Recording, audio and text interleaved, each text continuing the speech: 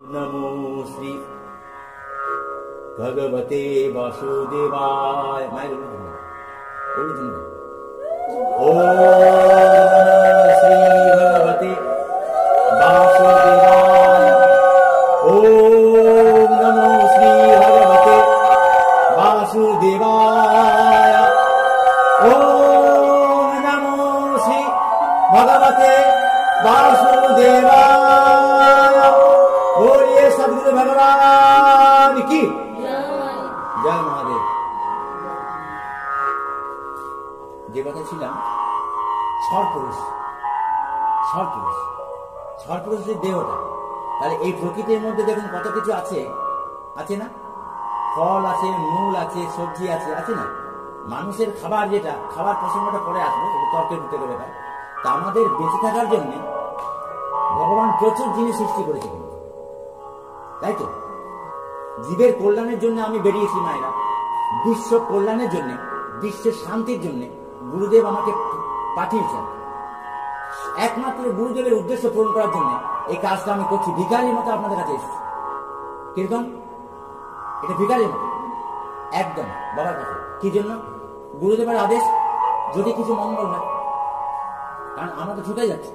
তাহলে প্রথম ভগবানের নাম কি? প্রথম ভগবানের নাম কি মনে রাখতে হবে? ছড়পুরুষ। এই ছড়পুরুষ হচ্ছে প্রকৃতি। প্রকৃতির কাজ হচ্ছে যোগান দেওয়া। প্রকৃতির কাজ হচ্ছে যোগান দেওয়া। তাহলে এত কিছু ভগবান সৃষ্টি করেছে। একটা ধান বীজ থেকে হাজার হাজার ধান বীজ জন্ম হয়।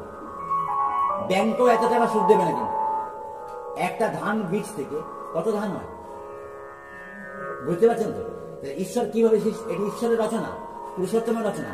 আমরা পুরুষোত্তমকে ফেলে দিয়ে, পুরুষোত্তমের খাবারগুলো ফেলে দিয়ে আমরা কি করছি?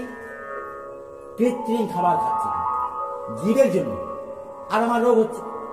এগুলো বুঝতে হবে। তাহলে এটা হচ্ছে ছড় পুরুষ। এরপরে কে আছে? অক্ষর পুরুষ। কে আছে? এই যে ওম লেখা আছে, দেখুন ওম, ইনি হচ্ছে অক্ষর পুরুষ ভগবান। ইনিও গীতাটা লিখেছেন। অক্ষর পুরুষ হচ্ছে ওম। ওমের মধ্যে 5টি জিনিস আছে। কি কি? অ, উ, ম, অর্ধচন্দ্র, বিন্দু। কটা হলো? এটা সোজা জিনিস বলছি, আপনাদের মুখস্থ হয়ে যাবে। ওম বলুন। হ্যাঁ, ওম। ওমের মধ্যে 5টি জিনিস আছে। অ, অ মানে ব্রহ্মা। উ মানে বিষ্ণু। ম বলে না, অর্ধচন্দ্র, এটা হচ্ছে আদ্যা শক্তি মহামায়া। আর বিন্দু, এটা হচ্ছে নিরঞ্জন। বলিয়ে